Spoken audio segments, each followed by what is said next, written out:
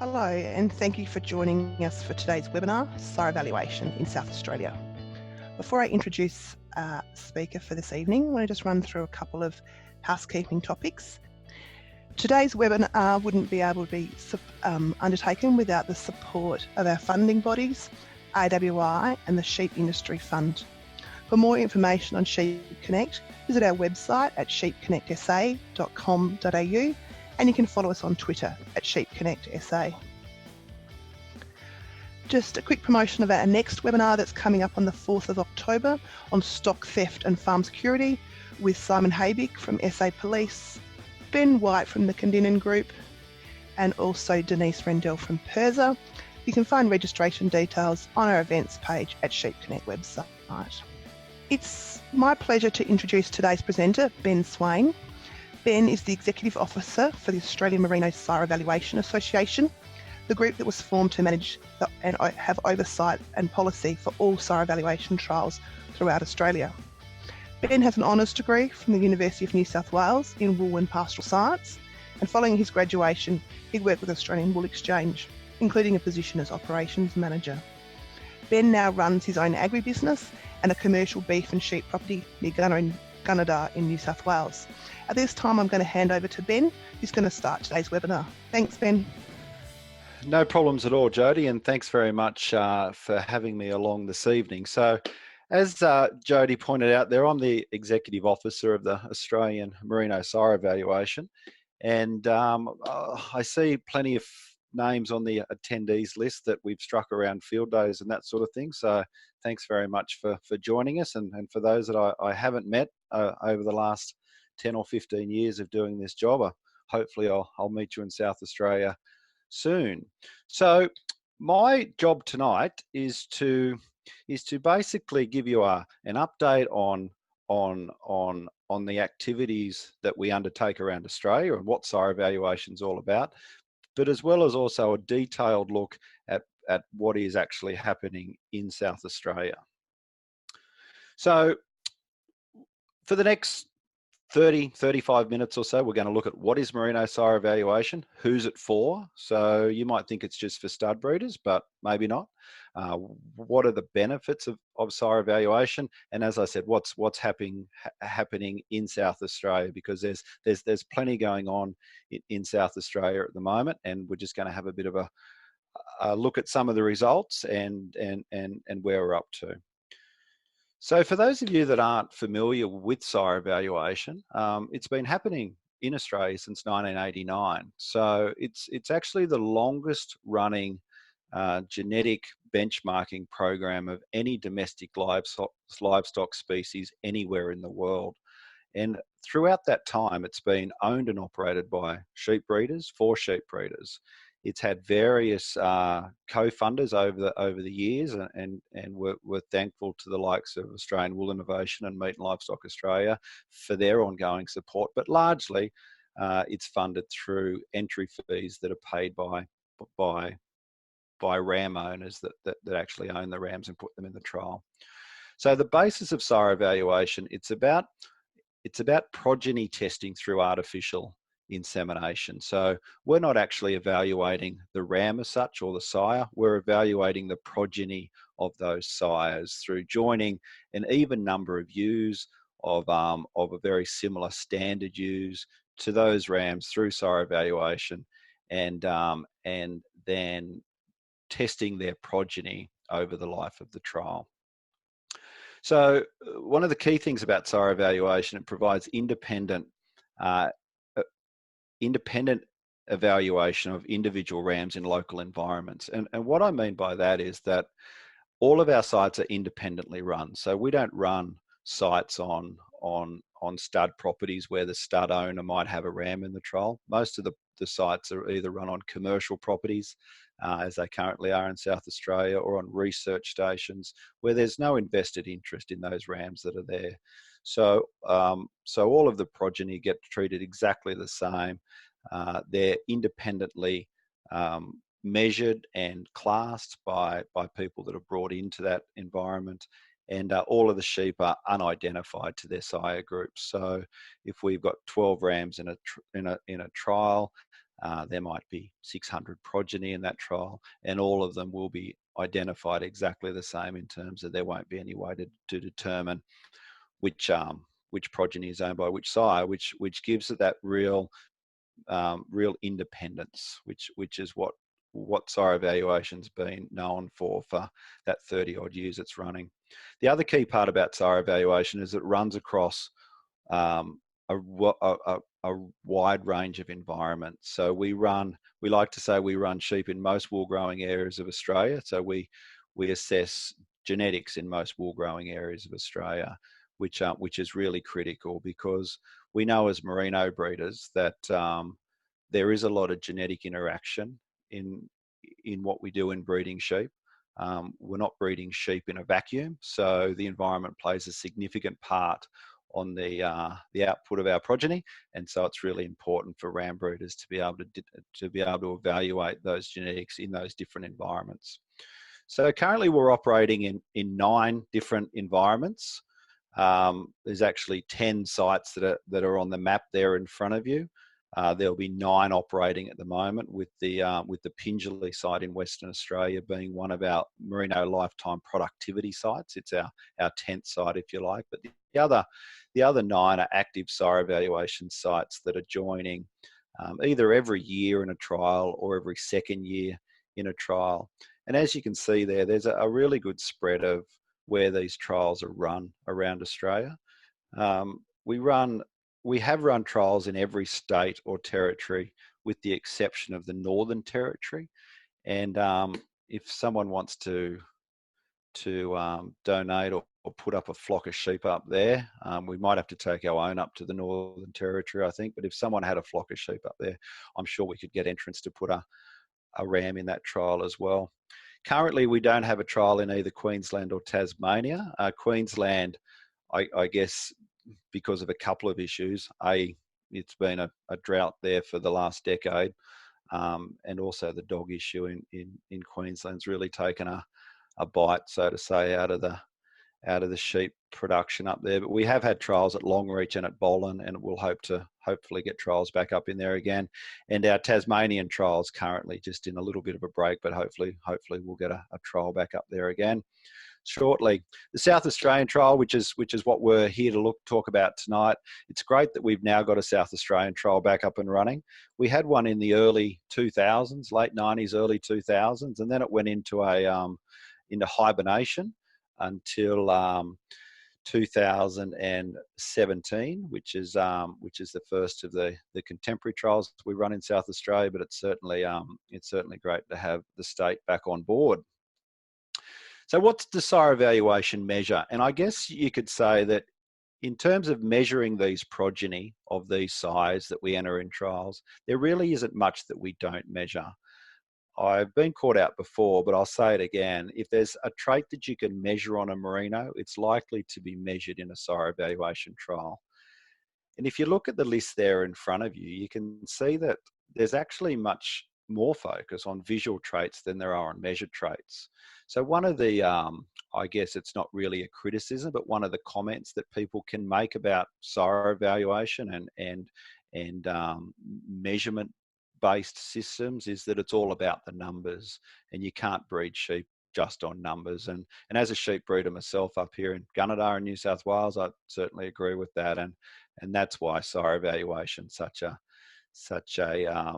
I guess well-respected and in-demand service, because it does have a big focus on visual traits. You'll see all of the visual traits on the right-hand side there that we assess. So on every one of the progeny that's presented in a sire evaluation trial, we'll assess all of those visual traits. And if you're familiar with the visual sheep scores that was developed by sire evaluation in conjunction with AWI and sheep genetics and MLA, all of those visual traits will look familiar to you. They're scored basically on a 1 to 5 type system, and all of those sheep get at least one score for each of those traits throughout the life of the trial. Some trials actually score them twice, once as a yearling and once as an adult. the really important visual trait one is the one right at the bottom there, which is the visual classes grade. So every sheep is classed by an independent professional sheep classer. They do all of the traits, but they also give that sheep a top flock or a cull as a classes grade. So is it in the top 25%, the bottom 25%, or is it a flock sheep in the middle? And that's important when we look at the results later on. So just keep a thought about the classes grade. On the measured traits, you'll see all the usual traits. Sire Evaluation for a long time has always prided itself on measuring the hard to measure traits or the expensive to measure traits. So I guess things like staple length, staple strength, eye muscle depth, fat depth, worm egg count, they're becoming a bit more of the norm now. As breeders really see the value in measuring those traits. But for many years, the majority of that data that was flowing into Merino Select on those hard or expensive to measure traits was coming from the Sire Evaluation site. So it's a really important role that Sire Evaluation plays is leading the way in the collection of those hard traits and I guess the extension of the message about why those traits are important to collect. So who should use Sire Evaluation? And I guess this is an interesting fact that I wasn't aware of until AWI released some survey work they did a couple of years ago, and it was of interest to me that 22% of commercial wool growers breed their own rams. I probably wasn't aware of that myself. I didn't think it'd be that high. I'm a commercial wool grower myself and certainly don't breed my own rams. And in flocks of more than 2,000 ewes, actually 42% of commercial wool growers breed their own rams, which is really interesting. So there's a big chunk of commercial producers that are directing their own genetics in their flock through breeding their own rams. So obviously it's an important market segment that Sire Evaluation uses. It was also interesting, maybe not as related, but I found it interesting that only 30% of commercial wool growers use a classer.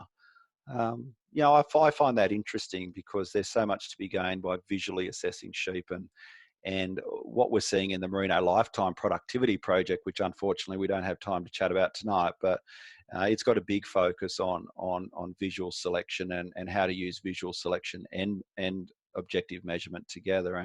And we're already seeing in that project that's only been running for a couple of years, there's some real benefit in flocks that maybe aren't doing anything in terms of selection pressure just by simply using a class. So there's some pretty significant gains to be made. So in terms of what that means for Sire Evaluation, it means there's about 5,000 different businesses that are actually influencing ram genetics in Australia. So we've got the 1,000 odd stud merino breeders, and that's probably a bit of a stretch. There's probably 1,000 studs out there, but lots of them are combined horn and pole studs these days. So there's probably not 1,000 stud merino breeders, but let's just call it 1,000. And let's say there's 4,000 of those commercial wool growers that are breeding their own rams. So there's actually 5,000 different businesses in the merino industry that are actually influencing the genetic makeup of the merino flock. So that's the target audience of Sire Evaluation, I guess. So in terms of entering a ram, if you're one of those 5,000 businesses that's influencing the genetics of the Australian merino flock, you should be looking at using the services of a local Sire Evaluation site. If you're not one of those, there's still plenty to be gained from the information that the Sire Evaluation sites send out. A quick background for those of you that mightn't be quite convinced why genetics is important, and I only do this because I'm a Bachelor of Wool and Pastoral Science, as Jody said, and I like to think that I learnt something back in the uni days when I studied all of this, and it's nice to pull out a little bit from time to time and relive the uni days, I guess. So genetics is important. We all know genetics is important, and this graph's a really good way of describing why it's so important. This is a flock of Sire Evaluation ewes. It's not from South Australia, unfortunately, but it doesn't matter. It's from one of the New South Wales trials, which every one of those blue dots there represents a single animal in the trial. And along the bottom, we've got the greasy fleece weight, and you can see they cut anywhere from about 5 kilos up to about 11 kilos. And down the left-hand side, we've got the micron, and they range from 15 odd micron up to 23. And you can just see the variation of those two key profit drivers in wool production, and how varied those two traits can be across a flock. And I could do that across any flock, any of your flocks, my flock, any of the Sire Evaluation flocks, and I'd get exactly the same scatter graph. I could do it across any trait. I could do it with body weight versus eye muscle depth, or staple strength versus rib fat, and I'd get exactly the same spread. A lot of those traits are very difficult to see. It's probably easy enough to see the heavy cutting sheep. You might be able to tell me that you can pick the 15 micron sheep versus the 17 micron sheep. So a lot of those that, you know, we can pick those by eye, but a lot of these traits, of course, we can't pick visually, and we need the aid of objective measurement. And worm egg count's a classic example. Probably the same as fat and eye muscle depth, but very difficult to see with up the classing race. So really important to be able to use measurement to pick those genetics out. And in this case, we're looking at greasy fleece weight and micron. Of course, we want the sheep. Well, I want the sheep. Everyone's got a different breeding objective, but in my own breeding objective, I want heavy cutting sheep of an average fibre diameter. So the sheep I'm looking for in this flock are those sheep in the red circle. They make an enormous difference to the profitability of the flock if I can select the sheep at the right end of the scale versus the sheep at the left end. So if we look at that same flock in terms of what its production benefits are, it starts to get quite interesting. It becomes a little bit more than dots on the chart. Sorry, that was me getting ahead of myself. So if we look at the top 25% of the sheep, and remember we talked about tops, flocks and culls before. If we look at the top 25% of the sheep, they're cutting 9.5 kilos of greasy wool at 17.3 microns at a staple strength of 46 newtons and a joining weight, so a hogget weight of 71 kilos. So they're pretty handy sheep. And if you can compare those to the bottom 25%, you start to see the economic difference by being able to select these top sheep through the use of genetic selection is going to make. The bottom 25% are a long way below those top 25%. And as I said, a lot of that you might be able to pick visually, but it certainly helps by using a combination of visual and measurement. So if we put that into profitability, we can pour all of these traits that we record, both measured and visual, into things we call indexes. And again, apologise to those of you that are well on top of this stuff, but on the off chance there's someone that mightn't be as familiar, I'll just spend a minute describing what an index is. And an index basically allows a selection of traits that are used in a certain production system to be put together and gives us one number that allows us to compare those animals' suitability to a production system. So what we've done with those used that were all in our blue dots on the chart is that we've poured them into the Merino Production Index, which is basically the index that's all about wool production, maintaining fibre diameter, a little bit of reproduction focus, but it's really about it's really about producing wool. And we can see that across that graph, we can see from right down the bottom, we have the lower sheep having an index of 70 odd points right up to 130. Now, that's all good and well to have points, but what does it actually make per dollar? And I guess as wool growers, it's all what we're interested in is that it's interesting to note. So the top 25%, so our top sheep, are making $31 per ewe per year more than the bottom 25% of the sheep or the cull sheep. So that's a significant difference in profitability of those sheep that we've selected through measuring them and classing them and pouring that into the index. Simply by selecting them on that index, we're making $31 per ewe per year. That's not over the life of the ewe. That's every year of that ewe's life. We're making $31 extra over her than the bottom 25. Obviously, and that's based on some assumptions that's behind the Merino production index, and will obviously vary depending on wool markets and sheep markets. And hopefully most of you have heard, but the wool market actually went up 120 odd cents today. So I was pretty pleased to hear that as coming into shearing myself. But anyway, I digress. So genetics is really important. So that's, I guess, what this is all about. So if we didn't think genetics is important, we wouldn't be running sire evaluation trials, and we wouldn't be talking tonight. So that's just a little bit of a background, or a little bit of an update on why these things are so important. So what are the benefits of sire evaluation? If you're one of those 5,000 stud ram breeders out there that are breeding your own rams or rams to sell, why pay the $3,000, which is what it costs to enter a sire evaluation trial? And we've touched on this briefly before, but we'll just flick over it again quickly. But it's really independent evaluation. So we spoke about all of those independent people that come in, and they assess, they score, they sample the animals. They're all the identification of the animals is all blind, so no one knows what's going on. And that's one of the key benefits. You can't do that at home or within a trial that's maybe not be independent. As we said before, genetic traits, they express very differently in different environments, and you may breed sheep in one environment, but you want to benchmark it or test it in another environment, and sire evaluation's obviously a way to do that. And a really good example of traits that express differently in different environments is fleece rot.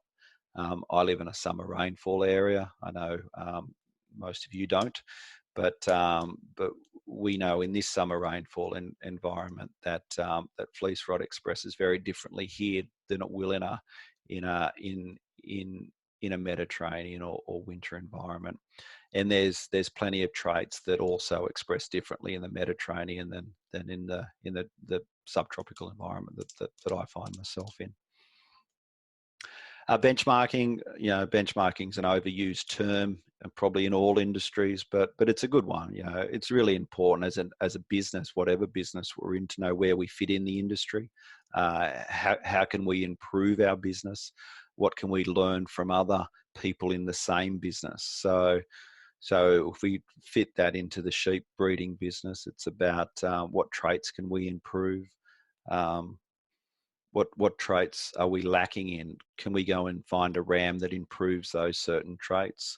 On the flip side, what traits are we really good at compared to the industry? Are we trait leaders for fleece weight or worm egg count or breech wrinkle? And they're traits that we can market, because at the end of the day, a lot of benchmarking is not only about improving our own businesses, but selling the benefits of being involved in our business or buying our rams in this case.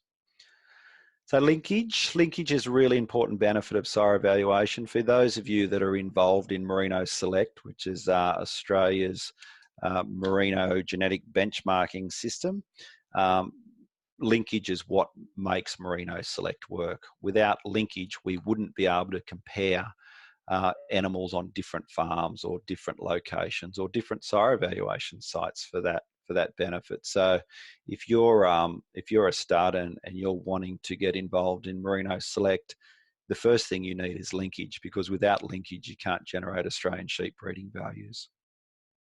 One of the most cost-effective, easiest entry-level ways to get linkage is through entering a ram in sire evaluation, because all of the sire evaluation data contributes to Merino Select.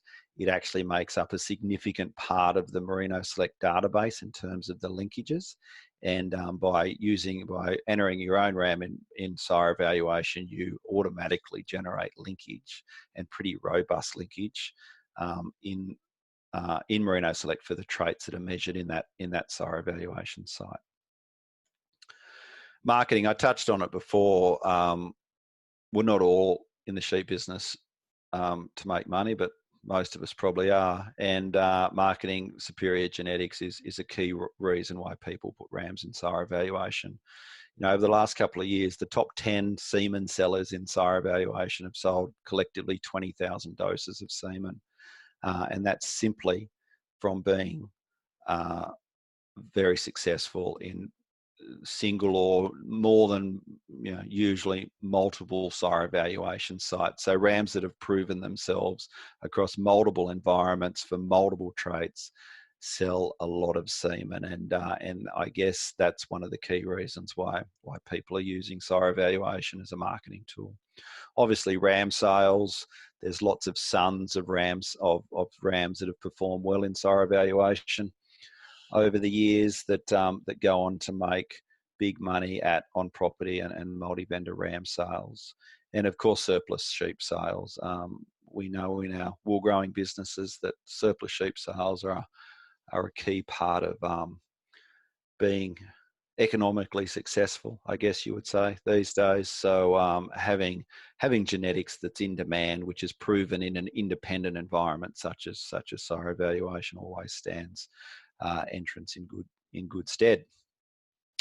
So on to South Australia. So I hope I haven't bored you too much with the background and the introduction, and hopefully you've picked up a little bit there. So in South Australia, as I said earlier, the South Australian trials ran in the late 90s, early 2000s. They went into a hiatus, as did a lot of sites and a lot of research in merino sheep in general, to be honest, through not only South Australia but a lot of Australia. But then in 2017, we re-embarked on a Sire Evaluation program, and that was led by Merino SA, or the Stud Merino Breeders of South Australia, who govern the site. They make the site happen. Without the Stud Breeders Association, this site wouldn't exist.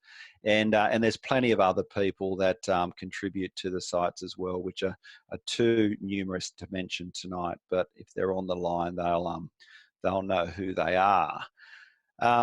So we've now onto our second site in South Australia. So we started in 2017 and 18, where we ran sheep at Keyneton Station, so that the Keynes family, and then we did that for a couple of years, and I'll show you some results of those trials tonight.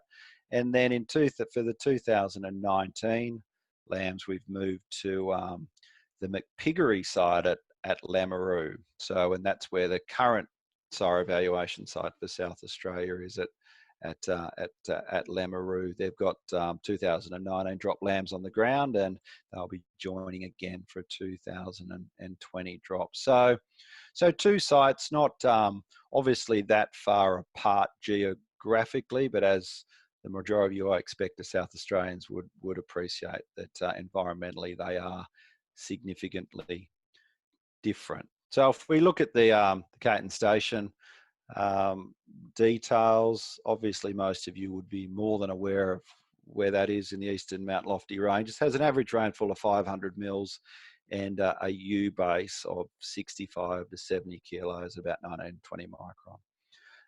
They're important stats because obviously the U's are contributing half of the genetics to all the progeny you see in a Sire Evaluation. So the rams obviously come in as entrants, and they have a big impact because they sire anywhere from 30 to 40 to 50 progeny. But we need to keep in mind of the U base those U's came from. The idea of Sire Evaluation is that we use a very standard line of U's. So we'll go into a property and we'll actually class the U's for evenness. So we'll take the bottoms out. We'll also take the tops out. We don't want any rams getting biased in the trials by getting either particularly, exceptionally good sheep or exceptionally bad sheep in the flock. So we look for the average sheep in a flock, and we join them randomly across the size in the trial. So then moving on to McPiggery, down at Lameroo, where the average rainfall is 325, which surprised me. Here in New South Wales, you need to go a fair way to drop nearly 200 mils of rainfall, but it surprised me in South Australia that it dropped that much heading down there, but it does. and the sheep get bigger. So the ewe-base down there, they're cracking sheep to 70 to 75 kilos at 20 micron. They're a terrific line of sheep, not only for McPiggery and the owners of those sheep. They're a very productive line of sheep, but they're a terrific line of sheep for sire evaluation because we had plenty to choose from. They're exceptionally well managed down there, and we're able to get a really even line of ewes that had every opportunity to generate as many lambs as possible. And the more lambs in a sire evaluation trial, the better the result because we get higher accuracy. So that's a little bit about the background of the two sites. Now, before we dive into the sites, we just want to talk about the types of results that we do. So there's actually three types of results that you'll see in sire evaluation, and it's really important that you understand what those three types are because they're all fairly different and they really need to be read or used with that knowledge. So there's raw data, and everyone knows what raw data is. It's as we record them. It's if they weighed 3.6 kilos of fleece weight, that's its raw data. There's no adjustments. There's nothing, and we need to be a little bit careful when we use raw data because it doesn't adjust for things that we probably need to adjust for in genetic evaluation, which is where adjusted sire means come in. Now, when we talk about adjusted sire means, which we report in sire evaluation reports, they're adjusted for genetic factors that affect production. So what do I mean by genetic factors? I mean things like whether you're born as a ewe or a ram, whether you're born as a single or a twin, whether you're reared as a single or twin, how old your mother was, where did your mother come from? How old were you when you got measured compared to the rest of your progeny group? So all of those things that have nothing to do with the ram's genetics who sired that lamb have a significant effect on the data. So the obvious example is something like weaning weight. So if we've got one ram that sired a group of progeny in sire evaluation that have 60% of the lambs are born as twins versus a ram that might only have 20% born as twins. Now, in an AI program, that's really got nothing to do with the ram. That's not a genetic factor at play. That's an artificial environment factor at play, being the AI environment that ram has produced either more or less twins. So, if that ram that's got lots and lots of twins at weaning, his lambs are going to be lighter. Generally speaking. So, we're pretty good at managing twins these days, but generally speaking, those lambs are going to be lighter. So if we were looking at just the raw data, we would say that ram has a lower average weaning weight than his mate that had less twins, and that's probably not a very accurate assumption of those results. So we need to adjust that raw data to end up with adjusted sire means that are more reflective of the genetics, not the environment. And we use the adjustments based on the actual performance of the drop. So if there is no difference between the singles and the twins because they ran the twins separately and they pushed them along really well and they ended up being as big as the singles, well, we don't have to adjust for it. That's rarely the case, but there's other factors that sometimes meet that requirement that you don't need an adjustment. But we look at each of the drops individually and determine whether the adjustment's needed or not.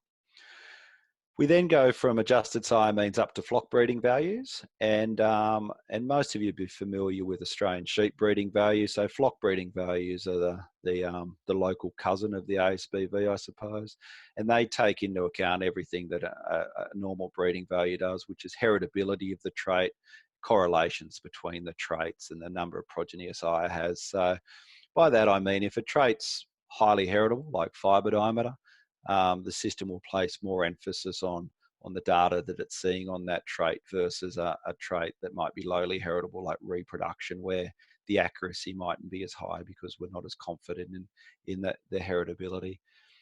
We know there's correlations between traits. We know that some traits are positively correlated. Fleece weight and body weight, for example, is a positively correlated trait. We know that some traits are negatively correlated.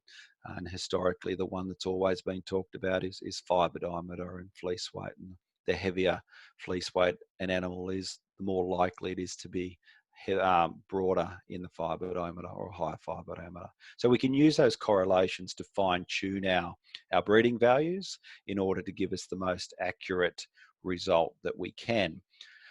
So I mentioned there briefly, there's a couple of types of breeding values, and this is actually quite important for those that come to sire evaluation sites or read our reports. There's flock breeding values which compare just the data within the flock, or in our case, just the sire evaluation site. So if you come along to a sire evaluation field day, you'll see pen cards on the animals, on the pens, and they'll be within flock breeding values or FBVs. And what they're doing is just comparing those 15 sires at that trial based on the progeny that you see in front of you. So it doesn't use any other data from anywhere else. It is 100% a comparison of those rams in that environment in that year based on the progeny that are in that trial. The next step up is Australian sheep breeding values, ASBVs, which are across flock. So that allows us to compare animals anywhere in Australia, across merinos, within any flock, within any sire evaluation. As I said before, it needs a linkage. It needs linkage between the flocks in the years, and it's published with an accuracy, which means the more data the system has, the higher the accuracy of the ASBV is, and the more reliable the result is. Now, it's important to note the difference between those two and why we do that at sire evaluation, because some of our rams come into sire evaluation and they may have no progeny anywhere else in Australia. They may come from a flock that's not involved in Merino Select, have never entered a ram in sire evaluation and starting from a clean scratch. So their results, whichever way you look at it, will be just based on the progeny of the sire evaluation. Compare that to a ram that comes into a trial that's a highly successful impact sire in the industry, and you've got a couple in the trials in South Australia that may have anywhere up to 3,000 or 4,000 progeny in Merino Select. Those progeny will have come from other sire evaluation trials. They'll come from their own home property. They'll come from all of the properties or flocks that they've sold semen to.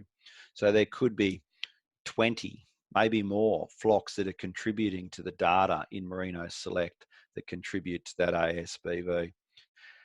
When that ram comes into a sire evaluation flock, we're not really comparing apples with apples if we're comparing the ASBVs, because it's not taking into account the environment the sheep are run in, and it's not comparing the progeny of those rams in that environment in that year, which is what sire evaluation entrants and viewers are mostly interested in. So just keep that in mind. There's a couple of different levels of reporting, which and we do them both, which we'll get to in a minute, but you just need to be very aware of what you're looking at so you don't get misled. So just quickly, raw data, adjusted sire means, flock breeding values, and that's the transition of the data. So as we go up through those, the selection accuracy increases, which means that you should be more confident in using the data that's presented to make selection decisions on. So let's look at some South Australian results. I hope I'm going okay for time. I'm sure someone will send me a message if I'm not, but let's look at some results. So we've now completed the 2017 and 2018 drops in South Australia, and we've moved now on to the 19 drop. So these are the two drops that were run up at Keyneton Station, and they both had 16 rams in them. All of this information's published. We do site reports for every drop at every sire evaluation every year, and lots of reports along the way. So you can access this information via the website, which I'll put up at the end if you haven't already done so. So we're just going to have a really quick snapshot of the data tonight, just to give you an idea of the sort of variation we see. So here's this 2017 drop. You can see the 16 rams down the left-hand side, and you'll be fairly familiar, I would imagine, with most of them. The majority of those rams are South Australian rams. There's a couple of other state rams that are in there for linkage or other interesting purposes, but generally speaking, they're South Australian rams, which is great.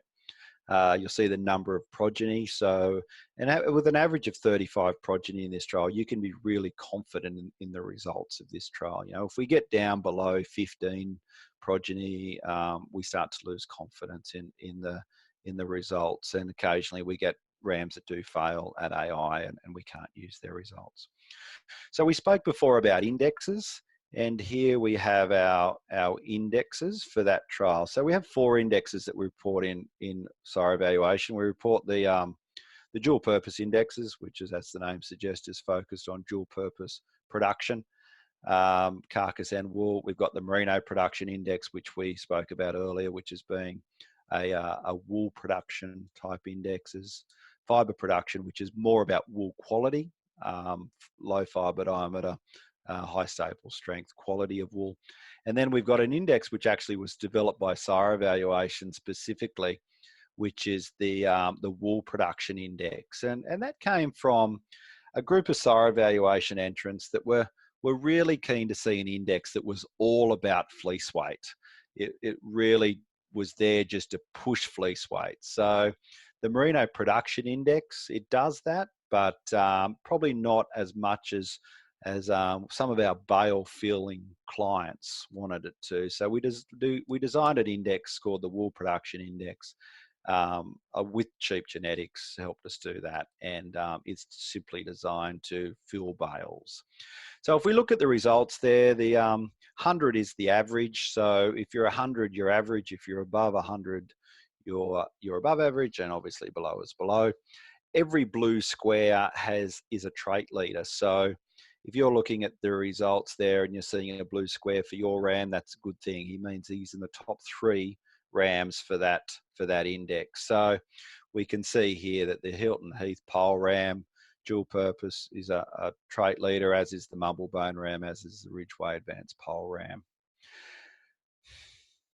This is a really interesting trial because it's got a ram that's the trait leader for all 4 indexes, which isn't that common. When you think about how these indexes are built, you know, you're either at one end a lamb producing ram that produces a great big thumping lamb carcass, or you produce quality fine wool at the other end. And for a ram to fit in both ends of the spectrum and the 2 indexes between isn't that common. So in this case, we've got the Ridgeway Advanced ram that does fit there, and is worth noting. But it's also worth noting that there's lots of other rams in the same trial that do lots of good things, which they've probably been bred for. You know, the Hazeldean rams he's in there as a link ram. He's very solid for 3 indexes, particularly in the wool production area. The Malitech pole, same thing. So, you know, if we look at those rams as what their breeders' breeding objective is, you know, what they're trying to be bred for in their own environment, and they're doing well for those, that's a credit to the breeder. On the right hand side, we've got the classes visual grade, and you'll recall earlier we spoke about one of the most important visual traits, and I think maybe one of the most important traits in Sire Evaluation that we score or record or assess is the visual grade. And this is whether the ram produces above average number of top sheeps, or percentage I should say, or below percentage number of cull sheep. So we report them differently. So I'll just take a minute to explain that because it's a little bit tricky. So in these progeny groups, 16% of the sheep were classed as tops and 35% were classed as culls. So what we're looking for is a ram that produces more tops than average and less culls than average.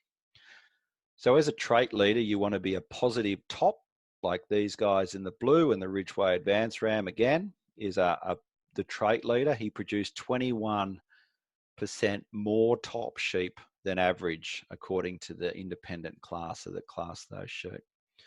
On the cull side, we want to produce less cull sheep than average. So our average was 35%. And in this case, the Mumblebone ram from New South Wales produced 18% less cull sheep than the average. And he's an interesting ram because he actually is a trait leader for both tops and culls, which is exactly what we want to see. We want to see a ram that produces above average top sheep and below average cull sheep, which is what that ram's doing. Some of these other rams are doing exactly the same thing. All those trait leaders there are producing above average tops, below average culls, which isn't always the case. You can see the top ram actually was a trait leader for culls, but he actually didn't produce many tops. He produced below average for tops, which tells us he actually produced a lot of flock sheep. So he's bred a very consistent line of sheep, just looking at those numbers, but he hasn't necessarily bred the top sheep in the grade. Now remember, those classes visual grades are based on one independent sheep classer, and that sheep classer is classing to the site's breeding objective. So if that breeding objective, which you'll find in the site report, if it doesn't mesh with your breeding objective, it's probably not as valuable to you as if it did mesh with your breeding objective. So you just need to be a little bit careful of the breeding objective of the site. And if you're in South Australia and it's a South Australian site, it's likely to be a similar breeding objective, to what you might be doing. But if you were looking at a New England site report where the breeding objective is all about high quality superfine wool, not necessarily how much it is or carcass traits, but high quality wool, those visual grade scores might not be as relevant to you as they would be to someone breeding sheep in the New England. So that's the indexes for the 2017 drop. If you now look at, we then break down those indexes into their individual breeding values. And in this case, we're looking at flock breeding values. So just the animals in this trial. You can see that there really is a scattering of blue across those traits, which tells us that most rams are good at something.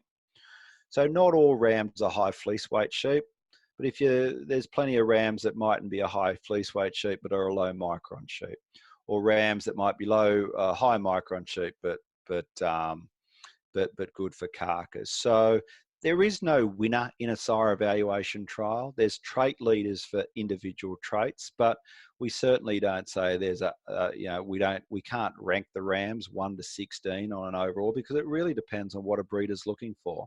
If a breeder, a commercial breeder, is looking for rams that are high fleece weight rams with little worry about any other traits, well they are looking at these rams. But a lot of these rams with high fleece weight, these couple down the bottom, they're also high for fibre diameter, so that mightn't suit those breeders. So it really depends on what a breeder's looking for, what's their breeding objective, and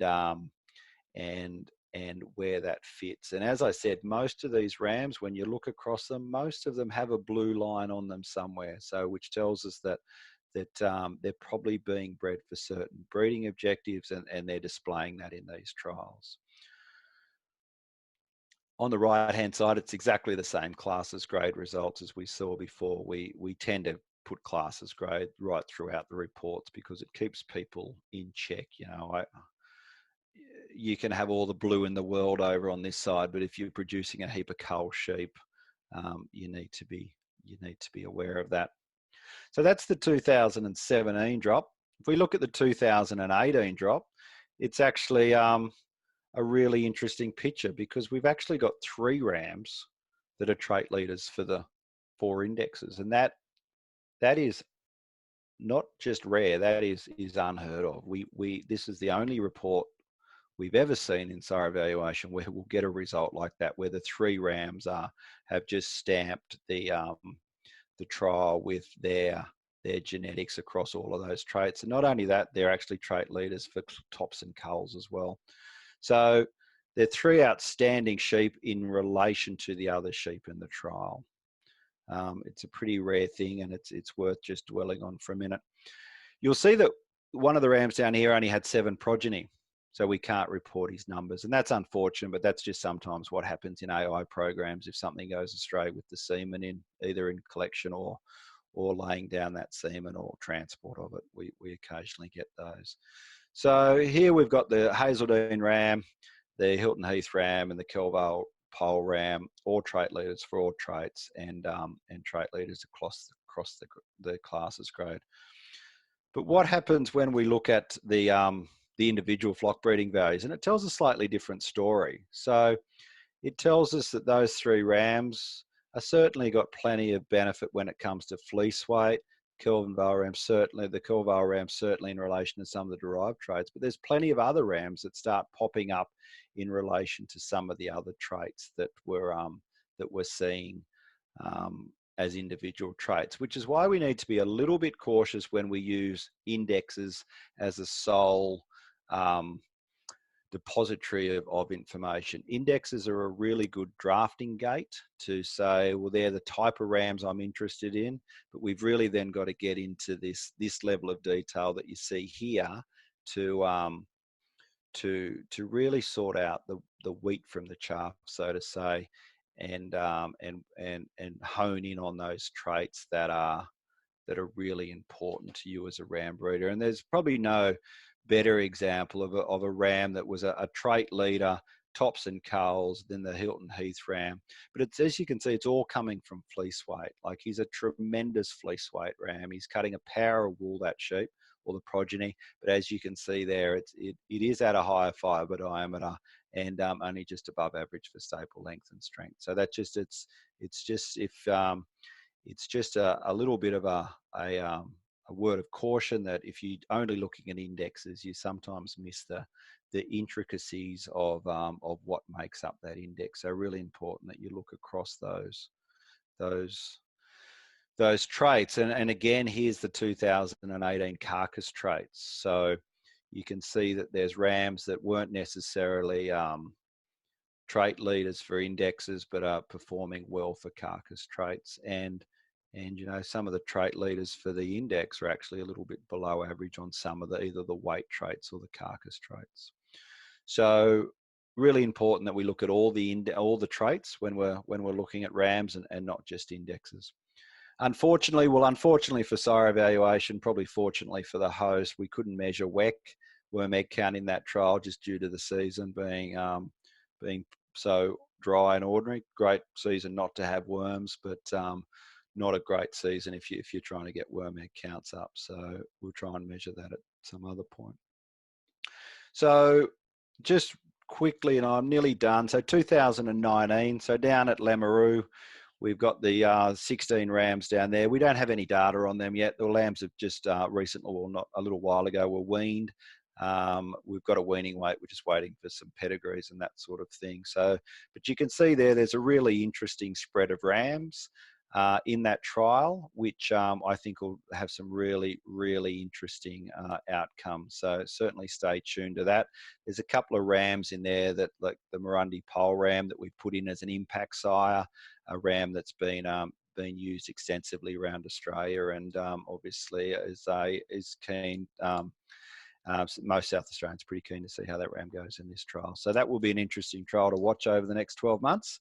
And then finally, the 2020 drop nominations are now open. So if you're sitting out there in ram breeder world and you've got a ram that you think that you would like to enter in the upcoming sire evaluation trial, you want to be reasonably quick. The AI is in November, so only a month or more away, a couple of months away, I should say. They're going to do a yearling and an adult assessment, which is really good. So they'll be assessed twice with a $3,000 entry fee, which will cover DNA costs as well. So just wrapping up, so Merino Superior Sires is the publication of sire evaluation. So this is where the Australian sheep breeding values are published. So once a year we publish a combined report of all the sire evaluation sites, of all the rams entered in sire evaluation sites, and we use ASBVs to compare those rams, because you'll recall that's what ASBVs are for. They're for comparing rams across flocks and environments and sites. So there's a quick glimpse at the new cover of Merino Superior Sires. If you don't get that delivered to your mailbox, it's freely delivered to all ram breeders in Australia and any commercial producer that wants it. If you don't get that delivered and you would like a copy, just contact me any way you like, and we'll make sure that you get on the mailing list. Last but not least, the Merino Superior Sires website, where all of that information I've sort of jammed into one quick little presentation you'll find tonight. You'll find all the reports, you'll find all of the information, all of the side lists, anything you want to know about sire evaluation, you'll find there, as well as my contacts if you want to pick up the phone and have a yarn about all things sheep. I'm always keen to talk. Jody, that wraps me up. Thanks, Ben. Might leave that website there just in case anyone wants to jot that down. We've got a couple of questions that have come in by the audience, but just a reminder to everyone that if you've got a question that you haven't yet submitted, please enter it in the Q&A box and we'll get to as many questions as time allows. So Ben, the first question comes in and it is there any correlation between the number of progeny and fecundity or perhaps sperm motility?